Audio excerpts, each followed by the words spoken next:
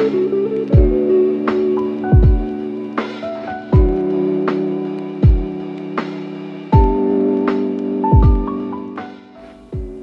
to the video. Today I'll be going over 5 easy tips for beginners in digital art. I hope you enjoy the video and find it helps begin your digital art journey.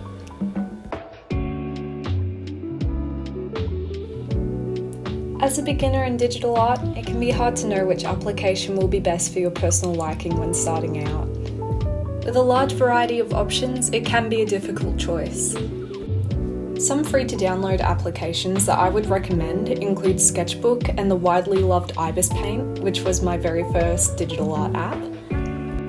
Ibis Paint is an easy-to-learn, diverse program which features important and useful tools that allow for a lot of creative freedom in the art process. One reason I put forward Ibis Paint so much is the fact that you can unlock all brushes for 24 hours by watching one 30-second ad, allowing the user a range of options for their work. Some paid applications which I would recommend include Adobe Photoshop and Procreate. Personally, I find that Procreate made for my favourite program for digital art due to its simplistic layout and incredibly diverse features.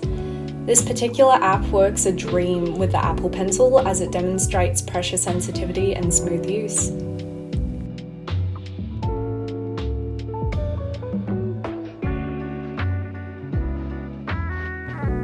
Essentially, this tip covers the common sidebar displayed against the edge of the tablet or computer. The best tools to start exploring are the brush and eraser tools. Most applications will allow for an incredible variety of brushes and erasers, providing different textures, settings, and more. Some brushes in particular might be designed to display watercolour effects, as an example, to make a more traditional looking piece. The best places to start when it comes to brushes are sketching brushes, inking brushes, and airbrushes. Often, applications will also have a special effects tool. This tool is incredibly fun to explore and allows users to change things like the noise, blur, and colours on an artwork. The Select tool is another very useful feature. Unlike traditional art, the Select tool allows us to shape, bend, flip, and move areas of the artwork. It is especially useful for checking things like the balance or proportions of a sketch.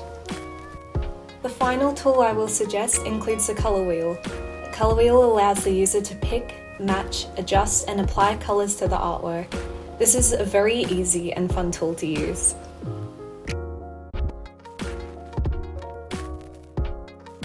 Layers can be scary at first, but they're worth learning and can be possibly the handiest tool of all.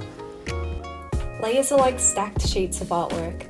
Layers atop other layers can provide intentional overlap and sectioned parts of the artwork.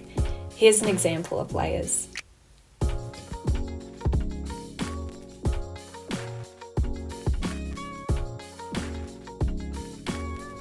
Layers, like brushes and effects, can have many different features as well.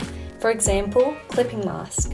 Clipping Mask allows us to keep the artwork composed within a certain area. It's very useful for making big changes without going out of the lines.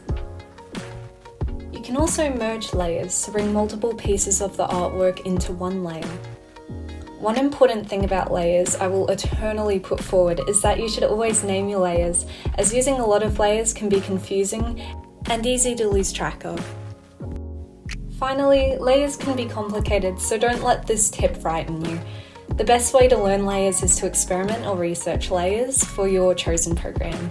Once you've mastered these steps, I would recommend looking into special effects and layers, reference feature, multiply feature, layer visibility and locking.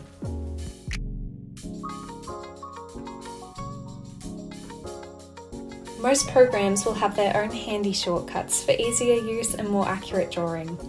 For example, the eyedropper tool allows users to take a particular colour from the colour wheel and place it in a designated spot on the canvas.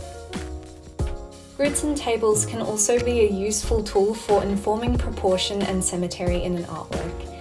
If you are using Ibis Paint, I would recommend using the ruler tool to get straight lines or shapes. The copy and paste tool is a brilliant tool for mirroring images or readjusting portions of a work. When paired with the Select tool and layers, you're practically unstoppable. Coming back to the colour wheel though, if you like your organisation, you can even create your own palettes. I find this incredibly useful when redrawing original characters, as you can use the exact palette you used for the character you initially drew, keeping things cohesive and logical.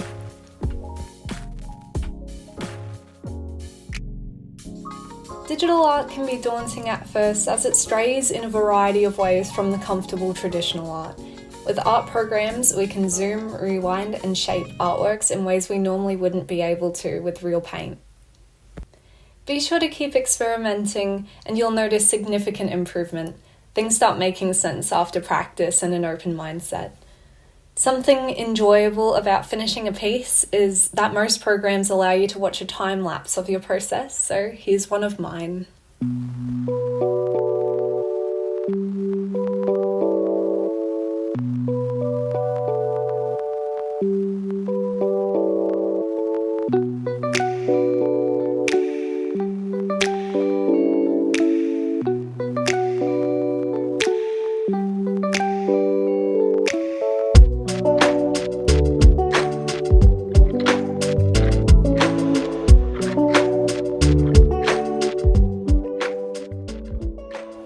Hey, thank you for watching the video.